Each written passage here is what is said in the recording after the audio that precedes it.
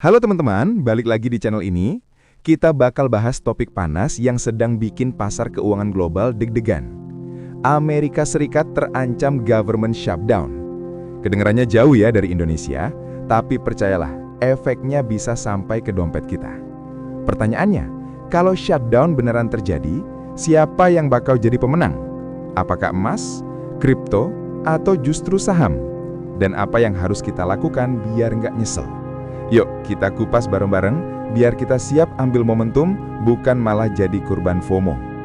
Bagian pertama, apa itu shutdown? Pertama, kita harus ngerti dulu. Shutdown di Amerika itu artinya pemerintah nggak punya anggaran buat jalanin operasionalnya. Banyak layanan publik berhenti, pegawai negeri nggak digaji, dan efeknya bikin ekonomi jadi lesu. Nah, setiap kali isu shutdown muncul, pasar keuangan global biasanya langsung gelisah.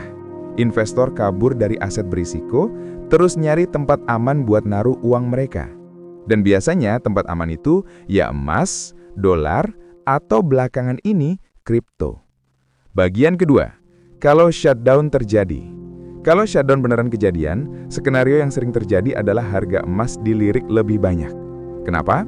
Karena emas itu udah terbukti jadi aset lindung nilai ribuan tahun. Orang percaya emas tetap punya value meskipun dunia lagi kacau. Nah, selain emas, ada juga kripto yang makin sering dianggap emas digital. Bitcoin khususnya biasanya ikutan dilirik karena dianggap aset anti-inflasi. Jadi kalau shutdown beneran, bisa jadi kita bakal lihat lonjakan minat di emas dan kripto. Tapi jangan salah, meskipun ada peluang, volatilitasnya juga besar. Kripto bisa naik kenceng, tapi bisa juga turun tajam kalau ada ketidakpastian tambahan. Jadi di sini penting banget kita jangan asal nyemplung karena panik atau FOMO. Bagian ketiga, kalau shutdown batal. Sebaliknya, kalau shutdown bisa dihindari, biasanya pasar langsung lega. Efeknya apa? Saham bisa rally karena ekonomi dianggap tetap stabil. Dan menariknya, kripto pun bisa ikut naik bareng. Kenapa? Karena saat sentimen positif, investor punya keberanian buat masuk ke aset berisiko. Jadi kalau batal shutdown, skenarionya bukan hanya emas yang ketinggalan, tapi saham dan kripto bisa sama-sama hijau. Artinya, apapun skenarionya, shutdown jadi atau batal, selalu ada peluang. Bedanya cuma, momentum bakal pindah-pindah tergantung situasi. Bagian keempat, pelajaran buat kita. Pertanyaan besarnya, terus kita harus ngapain? Pertama, jangan pernah asal ikut-ikutan. Ingat, FOMO alias Fear of Missing Out itu musuh terbesar investor pemula. Banyak yang lihat harga naik, langsung buru-buru beli di atas, beberapa hari kemudian harga turun, malah panik jual, hasilnya rugi. Jadi yang paling penting adalah siapin mental dan strategi. Kalau mau masuk emas atau kripto, pahami dulu resikonya. Jangan taruh semua uang di satu keranjang. Diversifikasi itu kunci. Kedua, pastikan kita punya plan. Mau jangka pendek atau jangka panjang?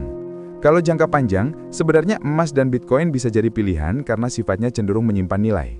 Tapi kalau jangka pendek, harus siap dengan fluktuasi besar. Bagian kelima, momentum versus FOMO. Bedakan antara siap ambil momentum dengan ikut-ikutan FOMO.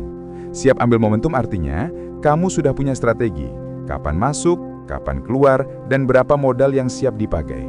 Sementara, FOMO itu hanya ikut-ikutan karena takut ketinggalan tren, tanpa tahu sebenarnya apa yang sedang terjadi. Nah, ketika isu shutdown ini makin panas, justru kesempatan buat kita belajar. Pasar keuangan itu kayak gelombang, dan gelombang besar bisa bawa kita jauh, asal kita siap. Kalau nggak siap, bisa tenggelam. Jadi intinya teman-teman, isu shutdown Amerika ini memang bikin pasar waspada. Kalau shutdown jadi, emas dan kripto bisa dilirik. Kalau shutdown batal, saham dan kripto bisa naik bareng. Apapun hasilnya, yang penting adalah jangan FOMO, tapi selalu siap ambil momentum dengan strategi yang matang. Ingat, di dunia investasi dan trading, bukan siapa yang paling cepat, tapi siapa yang paling sabar dan disiplin. Semoga video ini bisa jadi pengingat buat kita semua, bahwa informasi itu senjata, tapi eksekusi dengan bijak adalah kunci. Sampai jumpa di video berikutnya, dan jangan lupa, tetap tenang, tetap belajar, dan tetap siap ambil peluang.